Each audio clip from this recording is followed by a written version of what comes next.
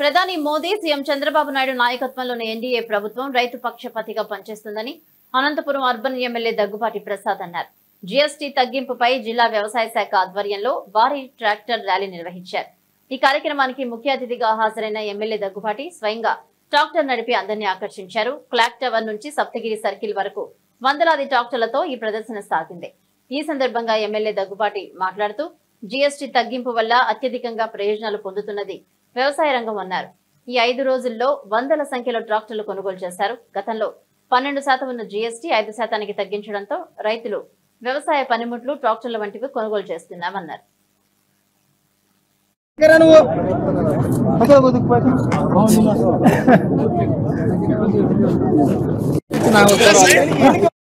అనంతపురం జిల్లాలో ఈరోజు రైతులు ట్రాక్టర్ ర్యాలీ నిర్వహించడం జరిగింది.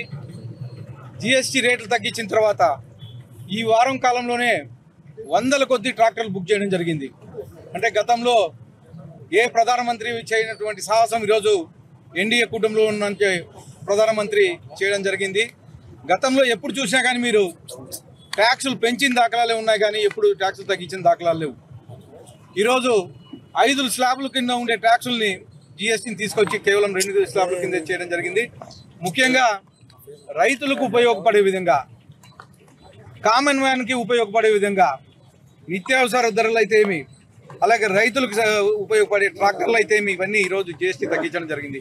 గతంలో ట్రాక్టర్ల మీద 12% ఉండేది, ఈరోజు కేవలం 5% మాత్రమే ఛార్జ్ చేస్తున్నారంటే 7% సేవింగ్ జరుగుతూ ఉంది. అలాగే గతంలో నిత్యావసర సరుకులు కొన్ని 18% ఉండేటివి, కొన్ని 12% ఉండేటివి, అవన్నీ తీసుకొచ్చి ఈరోజు కేవలం 5% మాత్రమే కలెక్ట్ చేస్తూ ఉన్నారు. అలాగే గతంలో 5% ఉండే నిత్యావసర సరుకులు ఏవైతే ఉన్నాయో, పాలు, పెరుగు లాంటివి, వాటి మీద జీఎస్టీ లేకోకుండా చేయడం జరిగింది. అంటే 0% కలెక్ట్ చేయడం జరుగుతూ ఉంది. గతంలో అనంతపురం అంటానే కరువు జిల్లాగా పేరుండేది. దాన్ని మా ముఖ్యమంత్రి వర్యులు ఈరోజు నారా చంద్రబాబు నాయుడు గారు హార్టికల్చర్ హబ్గా నిలిపి ఈరోజు దేశంలోనే అనంతపురం జిల్లాలోనే ప్రప్రథమ స్థానంలో పెట్టిన ఘనత మా ముఖ్యమంత్రి నారా చంద్రబాబు నాయుడు గారు అని చెప్పి తెలియజేస్తాను.